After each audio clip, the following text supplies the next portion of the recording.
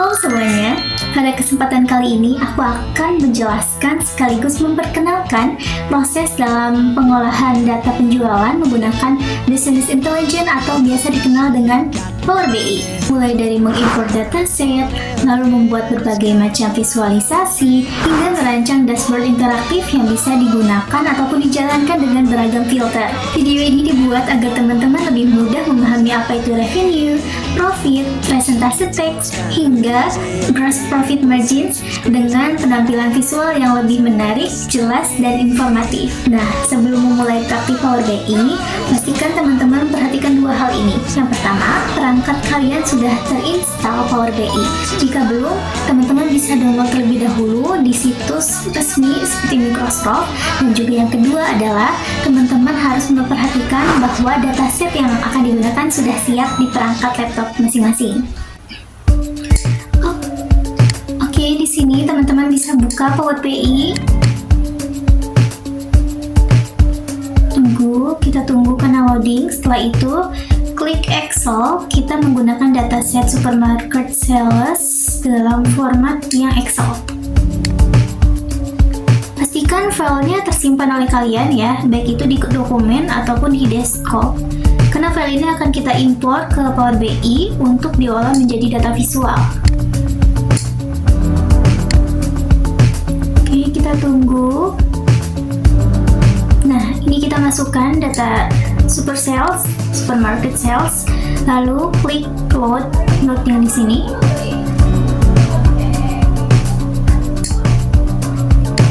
Oke, kita tunggu loading karena nanti akan muncul di pojok sebelah kanan kalian. Kita klik. Nah, di sini kita dilihatkan banyak data ya. Nah, kita product line ambil quantity dan juga unit price.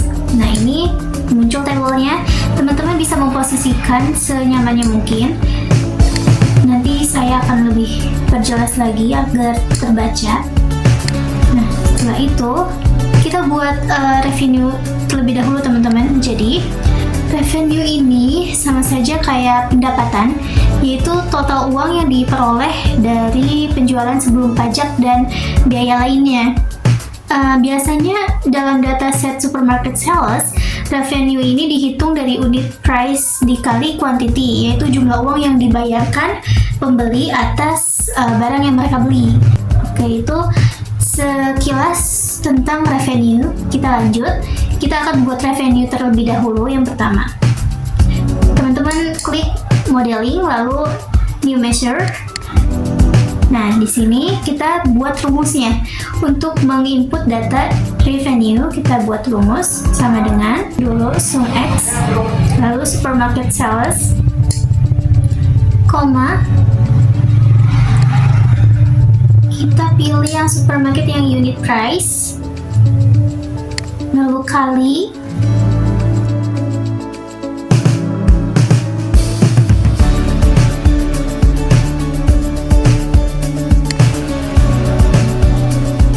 sudah, nanti kita klik enter. Nah, nanti akan muncul di sebelah kanan kita revenue. Kita klik untuk masuk ke dalam table. Ini akan otomatis masuk. Jadi untuk selanjutnya kita buat tax 5%. Sama caranya, kita ke modeling terus klik new measure. Nah, tax 5% ini adalah pajak penjualan sebesar 5% yang ditambahkan.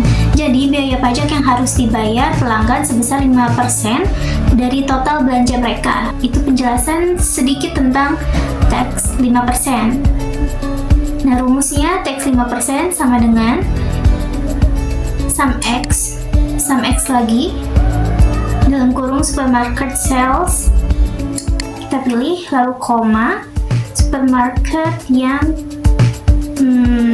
mana ini revenue, karena tadi sebelumnya kita sudah masuk ke revenue, lalu kali 0,5 dan tutup kurung. Oke, ini kita enter. Nah, ini muncul, kita masukin lagi.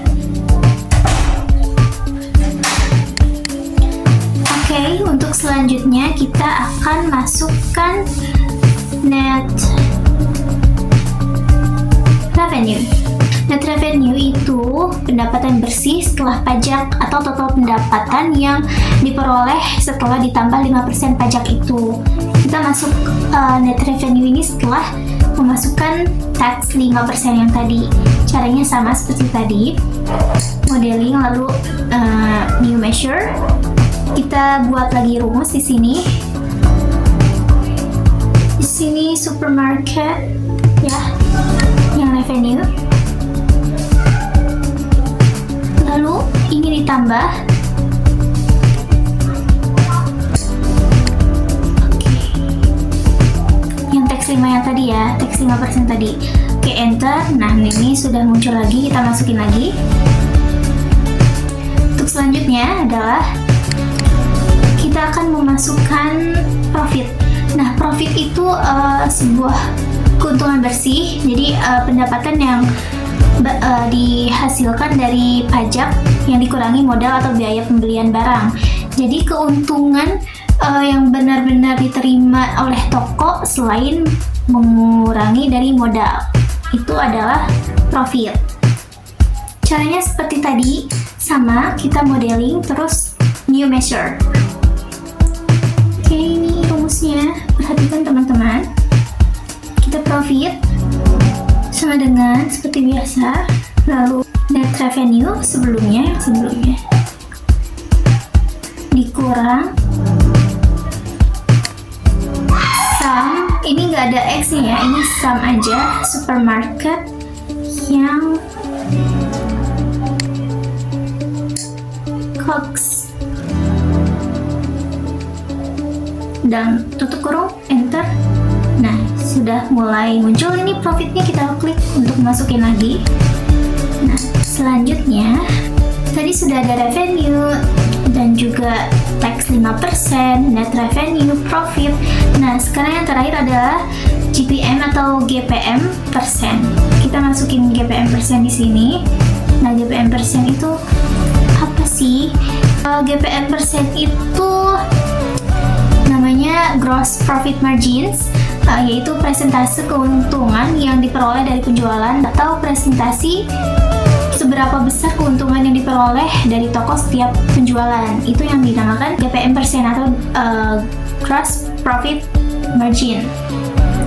Oke, caranya seperti tadi, sama. Kita buka modeling, klik modeling lalu new measure. Di sininya GPM persen, jangan lupa ya dibuat persen, sama dengan ini divide kapital semua dalam kurung supermarket yang provide, koma, dalam kurung net revenue, tutup kurung. Oke, enter. Nah, ini kalau kita dilebarin, datanya akan muncul di samping. Nah, setelah itu teman-teman lihat di sini ada table yang visualization. Kita scroll yang di bawah ini ada yang data-data. Nah, data-data ini masuk ke dalam table ini, table yang di sini, teman-teman. Nah, ini kita hilangkan beberapa seperti sum of quantity, lalu sum of unit price, dan juga revenue kita hilangkan. Jadi yang tersisa adalah product line, tax 5%, net revenue, profit, dan GPM persen. Setelah itu, ini kan visualnya terlihat biasa saja ya teman-teman. Nah, teman-teman bisa membuat sekreatif mungkin dan semenarik mungkin karena kita bisa edit di dalam visualisasi ini. Kita klik yang di tengah. Nah, cari yang cell. Nah, cell elements. Di sini teman-teman bisa edit background, font, bar juga ada di sini. Teman-teman bisa bervariasi dan juga kreatif sekreatif mungkin. Ini aku yang GPM kita ubah warnanya. Ini bebas teman-teman. Tidak hanya dua warna, aku akan menambahkan gradasi untuk di tengah. Jadi di sini ada ADD a middle color. Jadi aku pilih di sini juga. Oke. Nah, ini kan menjadi lebih menarik ya. Nah, selanjutnya aku akan menggunakan juga untuk profit. Ini banyak teman-teman. Teman-teman bisa cari-cari di sini. General juga ada, title, judul, tag ini juga ada. Nah, ini ada shadow. Aku nambahkan shadow bayangan di belakang karena biar lebih tampak ke 3 dimensi. Aku tambahin yang perbesar font. Lalu kembali ke general, di properties aku nyari efek ini adalah efek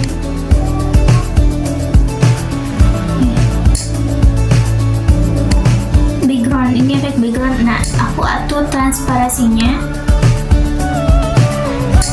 biar tidak mencampur dengan warna belakang yang putih, background putih itu.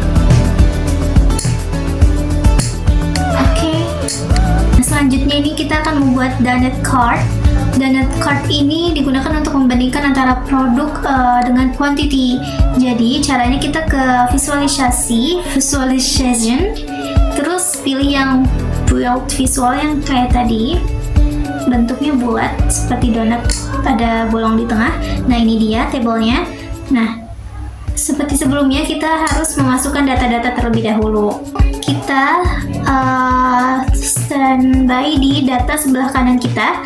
Ada beberapa yang akan dimasukkan ke bagian visualisasi. Yang pertama payment, kita ditaruh di legend. Oke, kita taruh di legend. Selanjutnya di quantity kita ditaruh di values. Oke, nah ini sudah muncul teman-teman. Visualisasi donatnya sudah terlihat. Lalu kita akan untuk edit ya, edit visualnya. Pertama title aku akan mengubah fontnya Time New Romance. Oke, dan juga ukuran font. Nah, teman-teman harus memperhatikan hal seperti ini ya. Selain memvariasikan warna, banyak warna di sini, teman-teman juga harus perhatikan tulisannya agar terbaca oleh siapapun. Jadi aku akan perbesar dan juga membuat bold.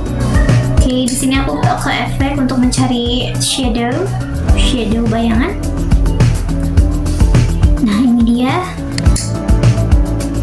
Lalu yang background colornya seperti biasa abu-abu dengan transparansi di tengah.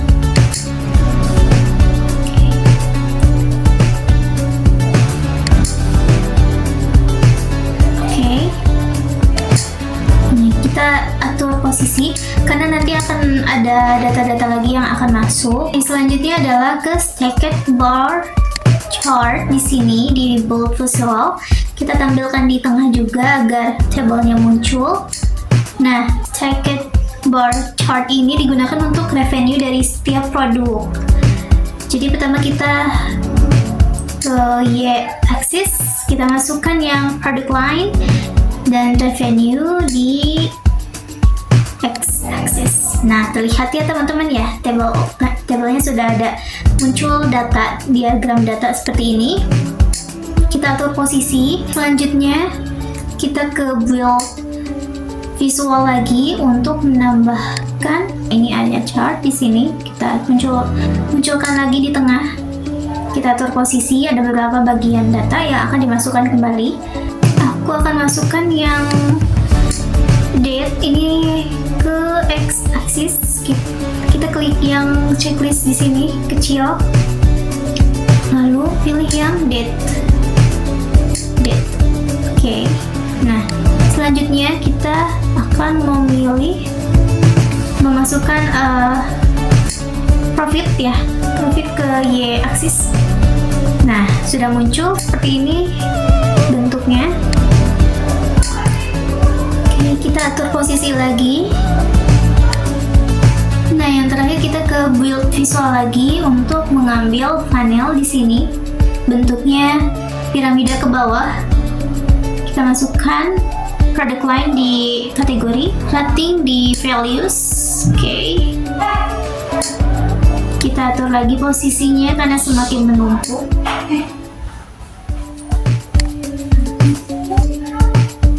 Penampilannya sudah lebih menarik dari sebelumnya, dan di sini aku akan menambahkan nama di atas. Kita kita atur dulu. Karena ini Excel ya teman-teman, bukan Word, jadi bentuknya table seperti ini. Kita atur fontnya Time New Romance.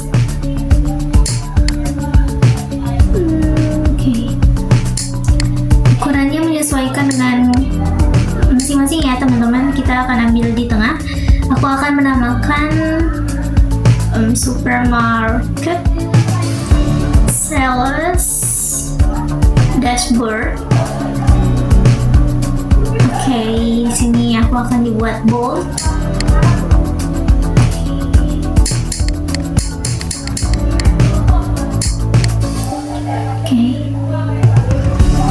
Masih terlalu kecil, aku akan nambah ukuran lagi.